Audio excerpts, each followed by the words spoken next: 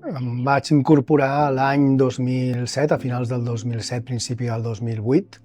i em vaig incorporar, venia d'estar 10 anys a la UOC i em vaig incorporar llavors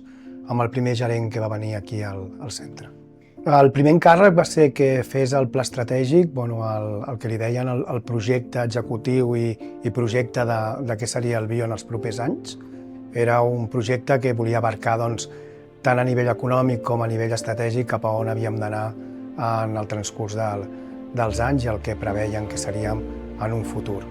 És un document que va circular durant molts anys, el feien servir com a pauta de cap a on aniríem i què volíem ser. Era un repte. A mi sempre m'han agradat els reptes d'impulsar nous projectes on no n'hi ha res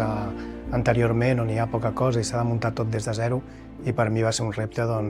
intentar muntar un centre de recerca on no n'hi havia encara res, n'hi havia activitat, però dins d'un altre institut, i em motivava molt el començar de zero un nou projecte i construir, sobretot això, construir de zero. Doncs l'incorporar-me, la veritat és que no coneixia res ni de salut ni de recerca. Tot el que coneixia de recerca era recerca en el món universitari, perquè venia d'una universitat i de posar en funcionament i participar en l'inici de la universitat oberta. I llavors era un repte també per això, perquè havies de començar a formar-te en un àmbit completament nou que desconeixies, i durant els primers mesos, a part de combinar-ho amb l'elaboració del pla estratègic que hem comentat abans, també el que fèiem és intentar formar-me. Anava cada dia en un laboratori, passejava molt per les unitats assistencials per conèixer quina era l'activitat i que quan algú parlava d'una cabina de flux laminar, saber què era allò de la cabina de flux laminar. Quan em parlaven d'una pollata, que era un moble de laboratori, també intentar entendre tots els conceptes que s'estaven movent a dins i la terminologia que s'utilitzava, perquè no sabia absolutament res. I el primer repte va ser això, intentar que la gent no ho agafés com una intromissió cap a la seva feina, sinó com una ajuda per ordenar tot el que s'estava fent i que s'estava fent bé en aquell moment. El que em sento més orgullós és de les persones que hi treballen. Jo crec que tot aquest projecte ha sigut gràcies a les persones que hi havia en aquell moment, les ganes que tenien de crear alguna nou i diferent, i després també el suport, per suposat, d'entitats externes, govern, públics, privats, tota l'ajuda. D'això em vaig sentir molt orgullós perquè vaig veure que era un projecte on darrere n'hi havia persones que tenien ganes de fer coses i de canviar coses també. Sí, les primeres fites també després del pla estratègic va ser començar a traspassar l'activitat ordenadament, negociar com s'havia de fer aquest traspàs, formalitzar-ho documentalment també via convenis, però sobretot això, traspassar tota l'activitat que ja estava dins d'una altra fundació, traspassar-la dins del bio, amb tots els obstacles que van anar sorgint.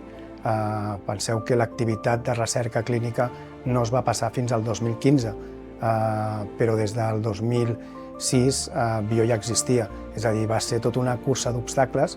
que allí, a poc a poc, el que vam fer és això, traspassar l'activitat, traspassar les persones a mesura que l'activitat també ens la podíem traspassar, i aquesta va ser les primeres coses que es van fer després d'aquella primera etapa. A mesura que vam anar traspassant tota aquesta activitat, després i paral·lelament es posaven en funcionament ja les primeres infraestructures que gestionàvem nosaltres, com això el Centre Càncer de Mama, la unitat d'investigació en teràpia molecular de la Caixa, i això van ser les dues primeres infraestructures. També la Fundació Celex havia aportat recursos per poder fer el primer programa de genòmica del càncer, que va ser la incorporació d'una tecnologia que fins al moment no teníem i ens va permetre començar a seqüenciar tumors i tot, i aquest va ser una gran fita també en un moment que nosaltres no teníem aquestes tecnologies per donar suport al programa de recerca clínica. I a partir d'aquí ja va poder inaugurar-se l'edifici Celex el 2015, que ens va permetre un creixement ja més exponencial perquè no teníem la limitació de l'espai que teníem fins al moment. La col·laboració amb el campus és una de les fonts claus de que Bio pugui existir i estigui existint amb l'èxit que té, no? L'accés a pacients, l'accés a mostres, és el que ens fa diferents d'altres instituts. Aquesta possibilitat que tenim de poder accedir a tot aquest material genètic és el que ens fa diferents i és el que fa també que ens ajudi a atraure molts investigadors i investigadores d'altres instituts que no tenen aquesta possibilitat de tenir accés primer a tants pacients, a tantes mostres i sobretot també a aquesta interrelació entre clínics i biomèdics que tenim aquí, que ens fa molt forts a l'hora de ser un referent en la investigació translacional. Jo crec que també la incorporació del primer gerent que va haver al Bio i la meva justament va ser perquè veníem d'un model idèntic en una universitat que era una diferència, era diferent a la resta. Era una universitat privada que estava dins del sector públic, amb preus públics, és a dir, era un model molt innovador també per aquelles èpoques i el que vam voler fer és un centre de recerca amb un model molt similar. És a dir, si veuràs els estatuts d'una institució i els de l'altra, doncs es poden dir que són germans, no? És una institució que, tot i ser privada o tenia la filosofia de ser privada, estava integrada dins d'un sector públic, amb un patronat públic i tot això el que ens feia diferents a la resta. Fins i tot ara encara som diferents, tot i que ja hi ha alguns altres centres amb aquest mateix model de governança. I fins i tot jo crec que ara ens agafen com a model per crear-ne d'altres en altres comunitats autònomes que en un futur jo crec que existiran aquí i fins i tot fora del país. La nena era molt petita, fins i tot a l'inici quan vaig venir aquí algú em deia però tu estàs bé del cap, va venir-te en un projecte que no hi ha res construït, s'ha de fer tot de nou, que hi ha la voluntat d'un referent d'oncologia en muntar un centre de recerca, però la veritat és que és un risc, amb el bé que estàs tu aquí a la universitat, i la veritat és que sí, vam començar aquest projecte amb tots els riscos que n'hi havia, però amb les ganes i tot, i per això quan dic que tinc 3 fills és que com l'he vist des de l'inici, tot i que ja n'hi havia gent aquí i tot, però el que era el projecte des de l'inici me'l sento també com una part també que sigués fill meu, no, també, perquè he participat des de l'inici juntament amb altres persones. Quan vaig arribar ja es feia un sopar de Nadal, però es feia un sopar de Nadal diferent, era molt més petit, amb un entorn molt més familiar, i en aquell any es va fer un sopar de Nadal diferent, no? En un lloc que recordo que era el xalet de Montjuïc, on el que vam voler és agrupar totes les persones, no només del servei d'oncologia, sinó també les nouvingudes que s'havien incorporat aquell any, les que estaven encara fent recerca dins de l'Institut de Recerca VIR també, i vam voler fer una cosa diferent de germanor, molt més informal, a peu dret, que la gent es relacionés, pogués parlar, i després per primera vegada també incorporar el que era ball després del sopar, perquè volíem motivar sobretot a que la gent ens veiés també a nosaltres d'una altra manera, molt més propers, i intentar que es relacionessin tots els col·lectius que n'hi havia dins del centre. I des de llavors fins ara ha sigut una tradició cada any fer aquest sopar, que la veritat és que és un èxit i que, curiosament, va més gent de l'esperada cada any. Tenim un índex de participació d'un 80%, que diria jo que per un sopar de Nadal no està gens malament. Volíem fer una cosa diferent i vam voler fer un sopar de comiat en el Camp Nou,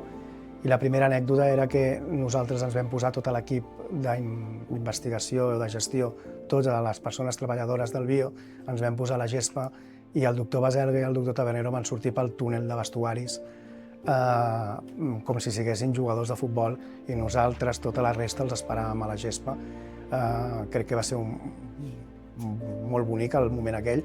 A més, amb tota aquella gent que es veia a la gespa, destacava una samarreta de color blanc d'un investigador que teníem aquí, que es deia Javier Cortés, que era aficionat al Real Madrid, i va decidir que aquell sopar no podia venir d'una altra manera que no sigués amb la samarreta blanca.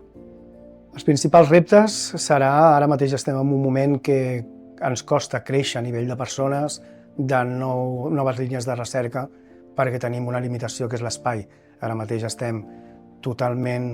col·lapsats a nivell d'espai, necessitem més espai, és quelcom que estem treballant des de fa temps, per això estem treballant amb 2 espais més que ens permetran créixer en un futur, però fins que aquest creixement no sigui possible perquè tinguem aquests 2 espais, la veritat és que haurem de tenir una mica de cura a l'hora de saber què incorporem, ha de ser molt estratègic aquelles persones comptades que incorporem perquè realment tenim una mancança real d'espais. Quan tinguem aquests espais tornarà a haver una època més de creixement, però serà un creixement crec que haurà de ser més sostingut que hem tingut fins al moment.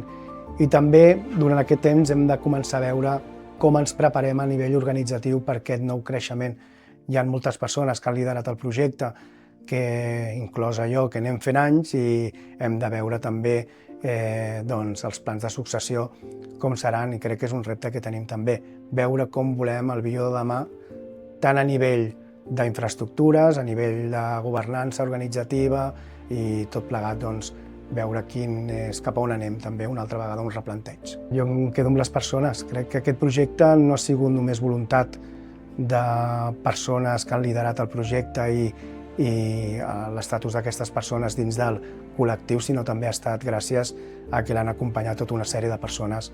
que han cregut en el projecte, que han crescut en el projecte i que s'han fet el projecte seu. Jo crec que sense aquestes persones,